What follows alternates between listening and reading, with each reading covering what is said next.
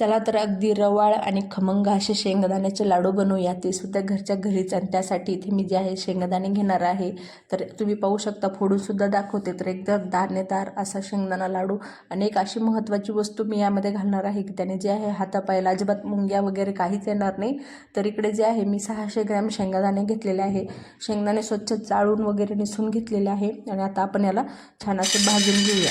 आता ते शेंगदाणे किती भाजायचे, तर खूप खरपूस नाही भाजायचे, कारण काय होतं लाडवामध्ये थोडासा करपट वाससुद्धा येऊ शकतो. तर इकडे कढई तापवायला ठेवली होती, त्यामध्ये सर्व जे आहे शेंगदाणे घालून घेतले आणि मीडियम फ्लेमवर जे आहे आपल्याला शेंगदाणे भाजून घ्यायचे आहेत. तर शेंगदाणे भाजायला इथं सुरुवात झालेली आहे, तुम्ही पाहू शकता. आणि खूप असे डागीव शेंगदाण्याने बनवायचे, म्हणजे काय होतं खूप असे काळसर लाडू होतात. त्यामुळे शेंगदाणे जे आहेत थोडेसे हलकेसरच भाजायचे आहे.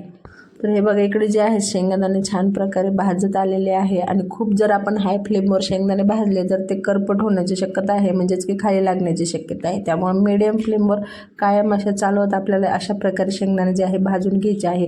आणि शेंगदाणे छान प्रकारे रोस्ट झालेले आहे, त्याचे सालसुद्धा इझी पद्धतीने निघून येत आहे. तर इतकेच आपल्याला जे आहे शेंगदाणे भाजून घ्यायचे आहे. तर शेंगदाणे भाजत आले की मग आपण याला एका ताटामध्ये काढून घेऊया. तर हे बघा, तुम्ही शेंगदाण्याचा छान प्रकारे कलरसुद्धा बदललेला आहे आणि खूप असे डागीवसुद्धा शेंगदाणे झालेले नाही. तर इकडे परत देखील त्यामध्ये सर्व शेंगदाणे काढून घेतलेले आहे. छान थंड करून घेऊया, कारण थंड झाल्यावर जे आहे साल जी आहे इझी पद्धतीने निघून येते. त्यामुळं थंड करून घेऊया शेंगदाणे अगोदर.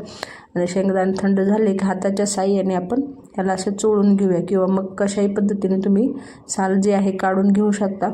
आणि सर्व जे आहे साल काढून आपल्याला स्वच्छ जे आहे त्याचे सर्व साल जे आहे वेगळी करून शेंगदाणे वेगळे करून घ्यायचे आहे. आणि इकडे या पद्धतीने जे आहे साल काढून घेतली, त्यातली सर्व जे आहे साल काढून घेतली. आणि एक अर्धी राहिली आहे, तर ती निघत नव्हते. त्यामुळं त्यानंतर इथे 600 ग्रॅम मी शेंगदाणे घेतले होते, तर 500 ग्रॅम मी इथे गूळ किसून घेतलेला आहे. खूप असं किसून म्हणजे खूप असं किसून नाही, पण चिरून घेतलेलं आहे. आणि त्यानंतर एक मिक्सरचं जार घेतलं, सुकं मिक्सरचं जार घेतलं मोठं. त्यामध्ये समप्रमाणात म्हणजे थोडेसे कमी शेंगदाणे आणि थोडासा जास्त गूळ, म्हणजे 1/4 कप शेंगदाणे असले तर 1 कप गूळ अशा प्रकारे जे आहे मी घालून घेतलेलं आहे मिक्सरच्या जारमध्ये. आणि आपल्याला जे आहे पल्स मोडवर चालवत राहायचं आहे. आपण जर अगोदर शेंगदाण्याचा कूट करून घेतला तर गूळ जे आहे मिक्स करायला खूप अवघड जातं. त्यामुळं अशा पद्धतीने केले की इझी पद्धतीने शेंगदाण्याचे लाडू तयार होतात. आणि खूप असं आपल्याला पावडर नाही करायचे आहे, थोडंसं दरदरीत असं दळायचं आहे. तर हे बघा, इकडे जे आहे पल्स मोडवर फिरून घेता घेता शेंगदाणे सर्व जे आहे मी दरदरीत असे काढून घेतलेले आहे. आपण जर खूप पावडर केली तर शेंगदाण्याचे लाडू खायला अजिबात टेस्टी लागत नाही आणि रवाळसुद्धा लागत नाही. त्यानंतर मी इथे जे आहे 2 चमचे सुंठ पावडर घेतलेले आहे. ही जी सुंठ पावडर आपण घातली तर हिवाळ्यामध्ये खूपच फायदेशीर आहे. यामुळे काय होतं, हातापायाला मुंग्या येत नाही, किंवा मग थोडीशी उष्णतेचं कामसुद्धा सुंठ करते. त्यामुळे इथे सुंठ घालून घेतली आणि छान हाताच्या साहाय्याने मिक्स करून घेऊया. म्हणजे गूळ आणि शेंगदाणे जे आहे व्यवस्थित मिक्स तर होतीलच, पण सुंठसुद्धा छान प्रकारे मिक्स होईल. तर हाताच्या साहाय्याने सर्व जे त्यामध्ये गुठळ्या वगैरे होत्या फोडून घेतल्या आणि छान असं मिक्स करून घेतलेलं आहे. आता आपण जे आहे छान असे छोटे छोटे लाडूसुद्धा वळायला सुरुवात करूया. मिक्स झालं की आपल्याला जे आहे पटापट लाडू वळून घ्यायचे आहे. आता साईज तुमच्या आवडीनुसार लहान मोठी तुम्ही करू शकता. मी इथे मीडियम साईजच्या जे आहे लाडू बांधले आहेत. इकडं थोडंसं पोषण घेतलं आणि लाडू वळायला सुरुवात केलेली आहे. इझी पद्धतीने लाडू बांधले जातात. आणि महत्त्वाचं म्हणजे एका हाताने सुद्धा लाडू वळता येतात, खूप असे काही अवघड नाही आहे.